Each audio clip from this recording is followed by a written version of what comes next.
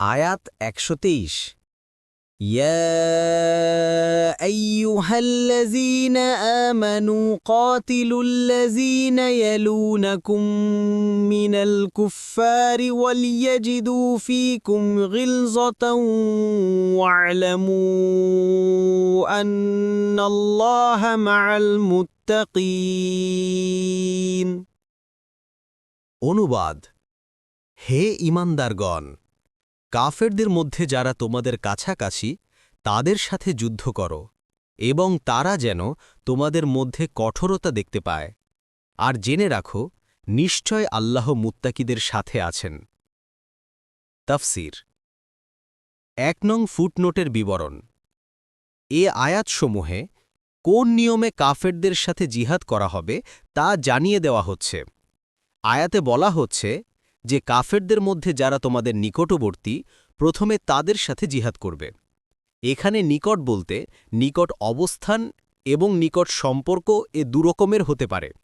অস্থানের দিক দিয়ে অর্থাৎ যারা তোমাদের নিকটে অবস্থানকারী প্রথমে তাদের সাথে জিহাদ করো, যেমন আল্লাহ তাআলা রাসূলুল্লাহ সাল্লাল্লাহু আলাইহি ওয়াসাল্লামকে আদেশ দিয়ে বলেন, হে রাসূল, নিজের আত্মীয়গণকে আল্লাহর আযাবের ভয় প্রদর্শন করুন।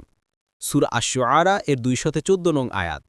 তাই তিনি এই আদেশ পালনে সর্বাগ্রে স্বগোত্রীয়দের সমবেত করে আল্লাহর বাণী শুনিয়ে দেন। অনুরূপভাবে তিনি স্থান হিসেবে প্রথমে মদিনার আশেপাশের কাফের তথা বনু কুরাইজা, বনু নদীর ও খয়বরবাসীদের সাথে বোঝাপড়া করেন। তারপর পূর্ববর্তী লোকদের সাথে জিহাদ করেন এবং সবশেষে রোমানদের সাথে জিহাদের আদেশ আসে, যার ফলে তাবুক যুদ্ধ সংঘটিত হয়। ১ নং ফুটনোটের বিবরণ। গিলযাতাউ শব্দের অর্থ হচ্ছে কঠোরতা। ফাথুল কাদির এবং ইবনে কাসির বলেন, কারণ প্রকৃত মুমিন সেই ব্যক্তি যে ঈমানদারদের সাথে নরম ব্যবহার করে আর কাফেরদের সাথে তাকে কঠোর, অর্থাৎ তাদের সাথে এমন ব্যবহার করো যাতে তোমাদের কোনো দুর্বলতা তাদের চোখে ধরা না পড়ে। অন্য আয়াতেও আল্লাহ তাআলা এই নির্দেশটি দিয়েছেন। তিনি বলেন, হে মুমিনগণ, তোমাদের মধ্যে কেউ দিন থেকে ফিরে গেলে নিশ্চয় আল্লাহ এমন এক সম্প্রদায় আনবেন যাদেরকে তিনি ভালোবাসবেন এবং যারা তাকে ভালোবাসবে। তারা মুমিনদের প্রতি কোমল ও কাফেরদের প্রতি কঠোর হবে। সূরা আল মায়েদার ৫৪ নং আয়াত। আরও বলেন, মোহাম্মদ আল্লাহর রাসূল, তার সহচরগণ কাফেরদের প্রতি কঠোর এবং নিজেদের মধ্যে পরস্পরের প্রতি সহানুভূতিশীল। সূরা ফাতহের ২৯ নং আয়াত।